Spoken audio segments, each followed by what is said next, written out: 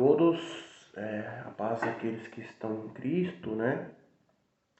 E bom dia, boa tarde, boa noite, vai depender de quando for, quando vocês vierem a ver este vídeo, né? Antes de iniciar o assunto do vídeo, eu peço aquela força de sempre, né? Todo criador de conteúdo vai ter que fazer isso, né? Pedir o like, pedir o compartilhamento, o comentário para engajamento, não só a visualização, mas o like, né? Enfim. E a inscrição no canal, obviamente, se você se interessar pelos assuntos que está sendo abordado, né? Se identificar com a pessoa, se inscrever, tá? O like, obviamente, eu vou sempre pedir de acordo com o alinhamento de pensamento, né? Se você concorda com o que eu estou dizendo, curta, né? Além de visualizar, curta, compartilha, né? Comenta se for o caso, precisar comentar, seja uma coisa positiva ou negativa, ou algum questionamento, faça isso. É bom para interagir, é bom para o engajamento, tá?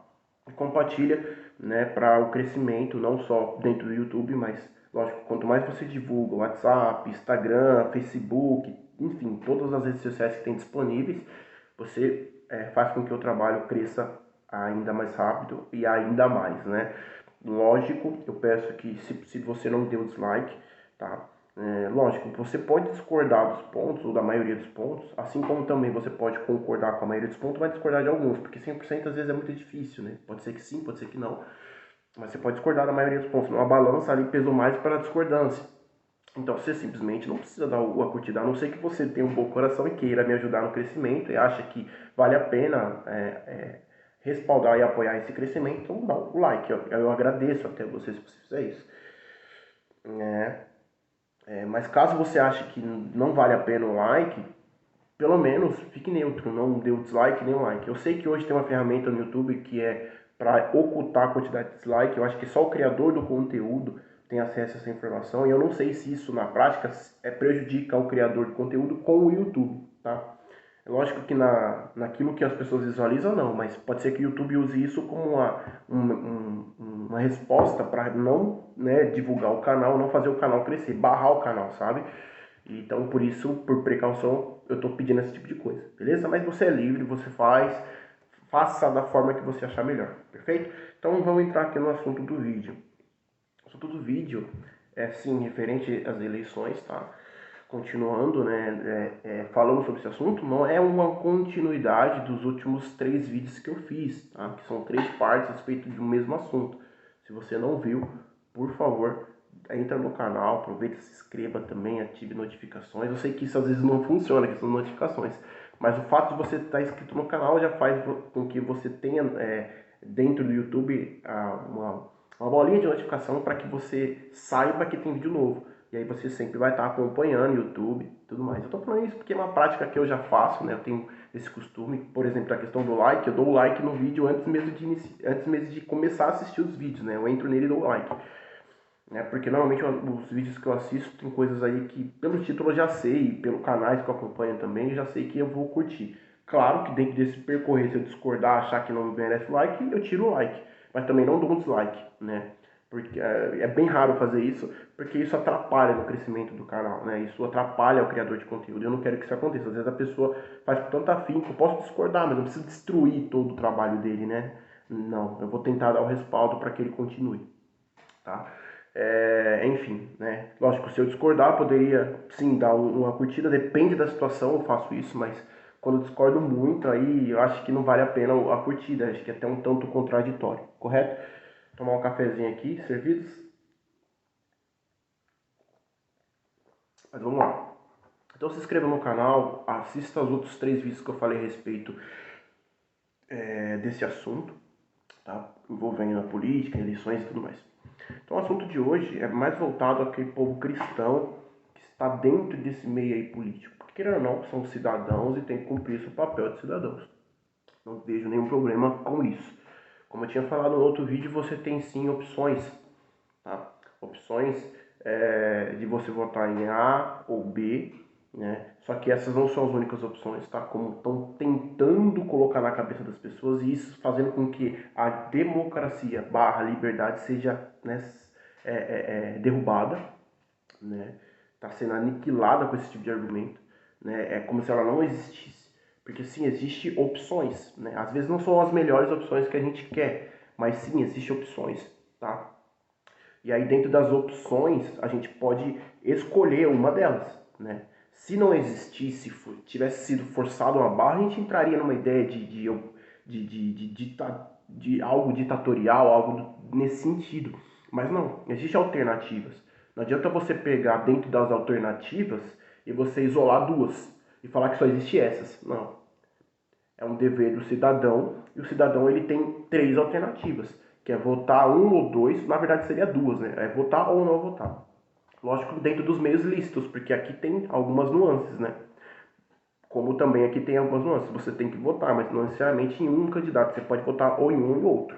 Inclusive no segundo turno, que são duas pessoas só disputando, né? Mas enfim. Então, não estou questionando o direito e a escolha de ninguém. De forma nenhuma. A minha crítica nesse vídeo vai a respeito do quê?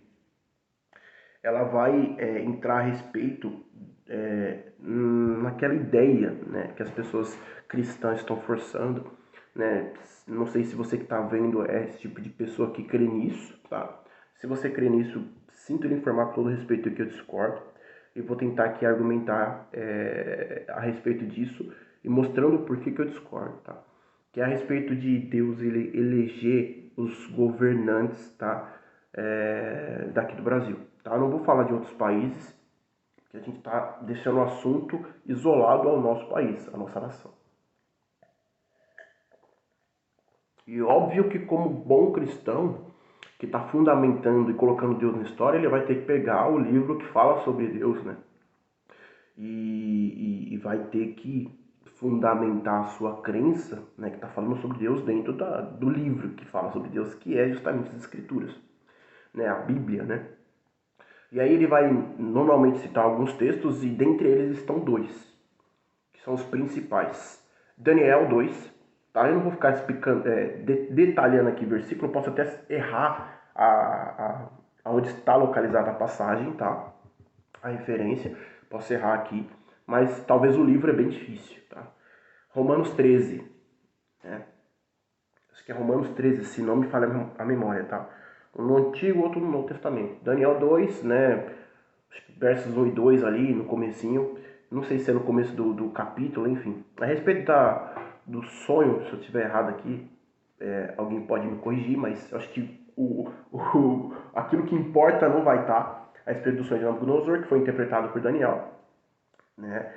E que era a respeito da estátua, né? E aí depois de tudo, né? Depois assim, tentando ser resumido no contexto, depois de ter revelado o sonho, mostrado o significado daquilo, dentro daquele contexto ele disse que Deus ele tira reis e coloca reis, né? Não sei se o verso está assim, mas eu tô aqui parafraseando, tá? Porque eu não vou lembrar de cabeça exatamente como está escrito. E aí as pessoas se apegam a esse verso, a essa frase em si, e sai colocando os lugares, ou até mesmo fundamentando a sua crença de que Deus elege e tira e coloca, né, governantes, né, porque eles não estão olhando ali que ele falou reis, né, eu não sei se está falando governantes, mas reis e coloca reis, tira e coloca reis, tá? Dentro de um regime claramente teocrático ou monárquico, né, ou as duas coisas. Entendeu? Que é muito importante a gente falar sobre isso, tá? E aí, não, e além desse detalhe que eu acabei de citar, eles não se apegam ao fato do contexto. Porque, gente, isso aqui fica como dica para todo cristão. A maioria dos problemas, de equívocos nos textos, é porque as pessoas não respeitam um contexto. Isso é um problema que a gente até entra dentro do assunto político, que é na parte que a política, para mim, ela é formada por algumas nuances, alguns detalhes, tá? Como, por exemplo, economia, educação, saúde, transporte, segurança. Tem outras pautas, mas eu acho que dentre todas, eu acho que essas são as mais importantes para o desenvolvimento de um país. Um país desenvolvido, bom, né, na minha opinião. E aí, a gente entra no aspecto de educação.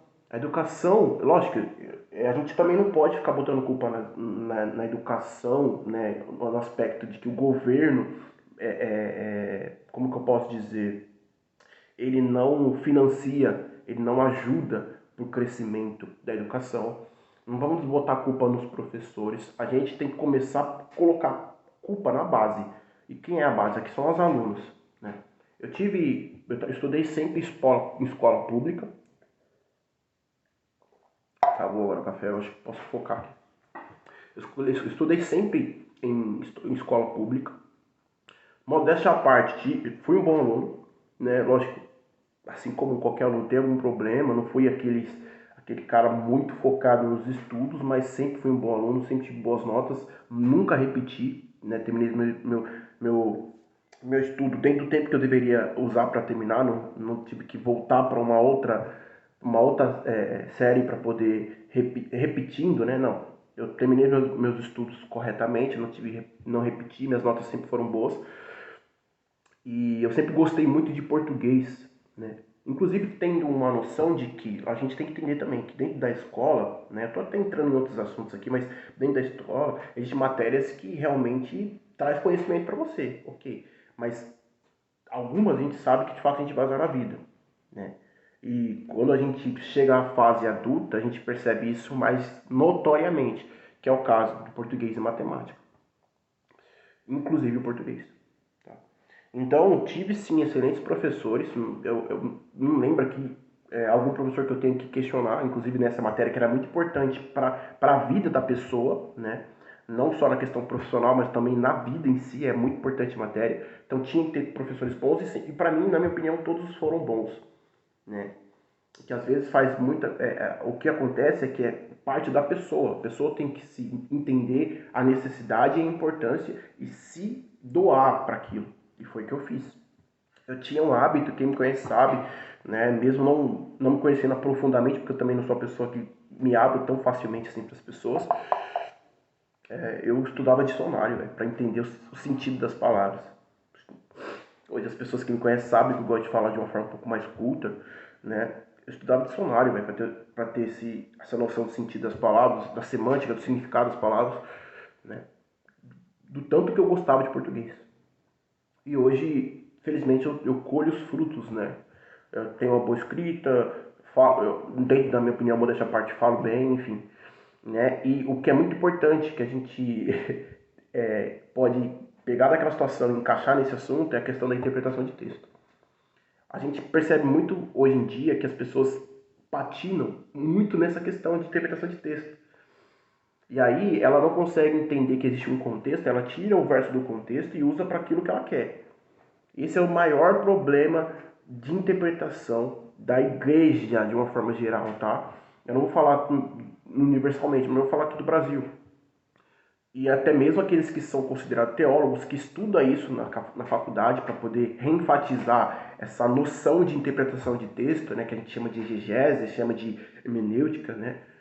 Enfim, até eles mesmos, inclusive por conta de conveniência, de doutrina que eles creem, de dogmas que eles levantaram para si, para sua denominação, eles caem nesse erro, né, de isolar contexto, de tirar texto do contexto, que aí existe uma frase até no meio cristão que é: texto sem contexto é pretexto para heresia. E é uma verdade. Tá bom? Eu vou pausar o vídeo e vou para uma parte 2, tá? Para não ficar muito extenso. Beleza? Até a segunda parte.